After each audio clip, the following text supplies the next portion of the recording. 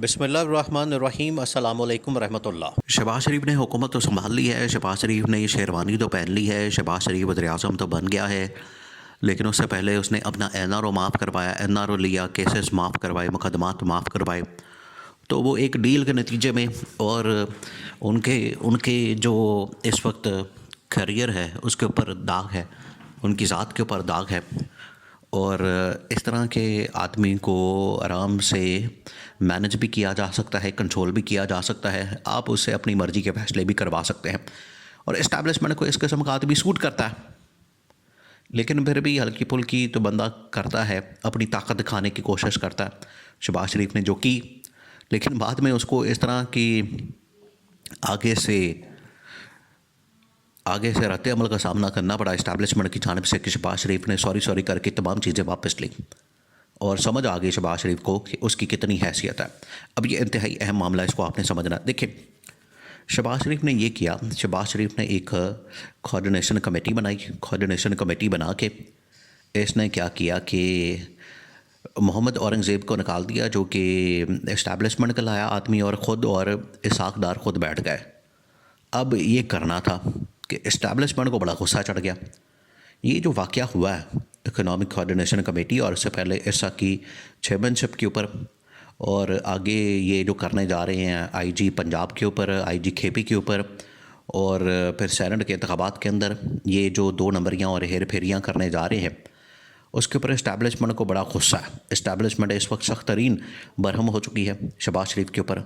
और शहबाज शरीफ को ये मैसेज कन्वे कर दिया है, शहबाज शरीफ को ये बता दिया गया है कि अगर आपने हुकूमत चलानी है, अगर आपने मामलात को आगे बढ़ाना है, और अगर आप चाहते हैं, और ये धमकी दे दी गई है, जो धमकी है वो दी गई है जो कि इमरान खान को धमकी नहीं दी जा सकती। इसी वजह से इमरान खान डील करने से इनकार करता है। और धमकी जो शहबाज शरीफ को दी गई है कि वो ये कि अगर आपने हमारी कहने के मुताबिक काम नहीं किया तो फिर आप वजारत उस्मा से भी हाथ धो बैठेंगे, आपके केसेस भी खुल जाएंगे, आपके मुकदमात भी खुल जाएंगे, आपको फिर वही मनी लॉन्ड्रिंग और ये तमाम चीज़ें फिर आपकी मीडिया के ऊपर मंजर-ए-आम पर आ जाएंगी, फिर आप जलील होते फिरिएगा। ये शहबाज शरीफ को धमकी दी गई है।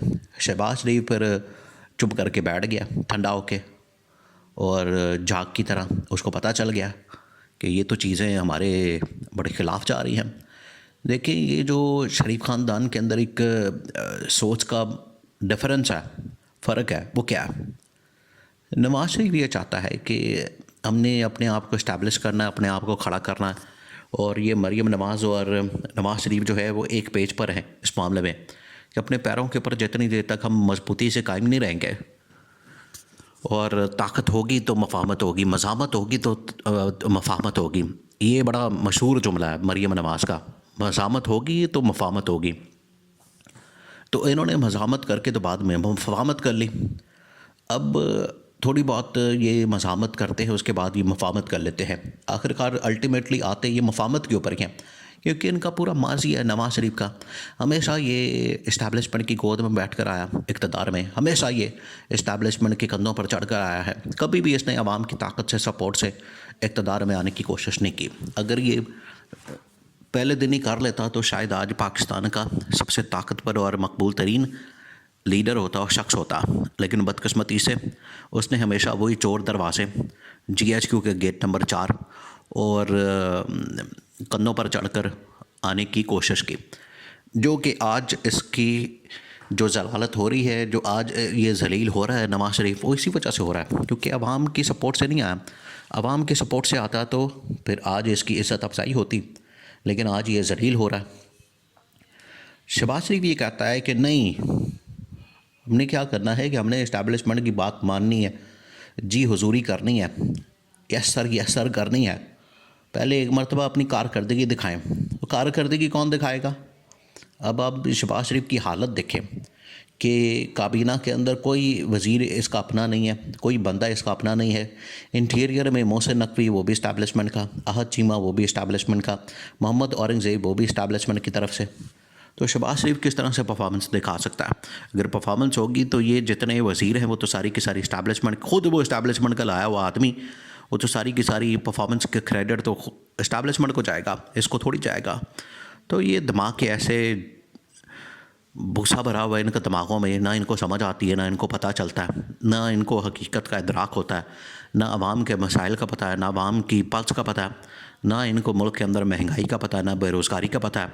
और इक़्तिदार के अंदर आ जाते हैं और कहते हैं कि हमने बस IMF से चलाना है और IMF से कर्जा लेना है, पैसे आ जाएंगे, हमारी याशी हो जाएगी, 3-4 साल, 2 साल, 1 साल, जितनी देर भी है इक़्तिदार के अंदर मौजे मारेंगे, पैसा खाएंगे हम, टैक्स आवाम के ऊपर डालेंगे, कर्जा आवाम वापस करेगी।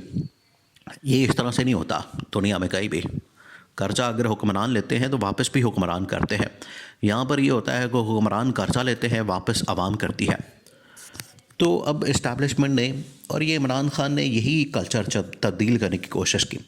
इमरान खान ने कहा था कि हमें ये ऊपर से, इमरान खान ने ये बात की थी, करप्शन ऊपर से ख़त्म करनी है, लूट मार ऊपर से ख़त्म करनी है, और ये जो अयाशियाँ और गुलछड़े उड़ाना और अल्ले तलल्ले हलवा मांडे, ये सारा जो ऊपर से ख़त्म करेंगे तो आवाम तक जो है वो थोड़ा रिलीफ जाएगा। अदरवाइज़ अगर आवाम के ऊपर आप कर्ज़े एक हाथ से पकड़ें और दूसरे हाथ पर आप क्या कहते हैं, एक हाथ से पकड़ के खा खुद जाएं कर्ज़े सारे खा पी के, और आवाम से फिर आवाम के ऊपर सारा बोझ डाल दें और आवाम से कहें कि आप भरें इसका कर्ज़ा टैक्स की शक्ल में। तो ये इमरान खान इसके मुखालिफ था। आज लेकिन इस्टेब्लिशमेंट ने ये जो तमाम 10-15 दिन की 20 दिन की हुकूमत है, इसको बता दिया, इसको कन्वे कर दिया, इसको समझा दिया कि आप अपनी हरकतें ठीक करें, आप अपने आप को ठीक करें।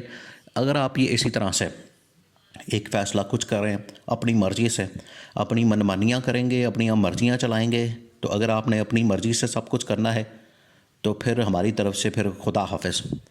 ये इस्टेब्लिशमेंट ने शहबाज शरीफ को मैसेज कन्वे कर दिया है, बता दिया कि अब आप अपने आप को ठीक करें, सीधा करें, वरना फिर हमारी तरफ से एक्शन होना है, कार्रवाई होनी है, जिसमें आपने घर चले जाना है, आपको हटा दिया जाना है, आपका इस्तीफ़ा आ जाना है, आपका रेजिग्नेशन आ जाना है।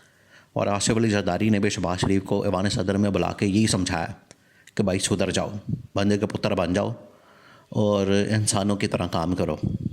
पीपल्स पार्टी इसी वजह से नहीं आई, उनको पता है कि यह हुकूमत फ़ारिग हो जानी किसी वक्त भी, ये हम बैठे हुए हैं पुलसरात पर। तो ये इनको बता दिया गया और इस्टेब्लिशमेंट ने 2 टुक अंदाज में इनको मैसेज कन्वे कर दिया, इनको समझा दिया कि अब ये जो हरकतें हैं, सुबह नोटिफिकेशन और शाम नोटिफिकेशन, पूरे मीडिया के अंदर शोर मचाता है, ये हरकतें बंद करें। अगर आपने ये हरकतें न बंद की तो फिर आपको फ़ारिग कर दिया जाएगा।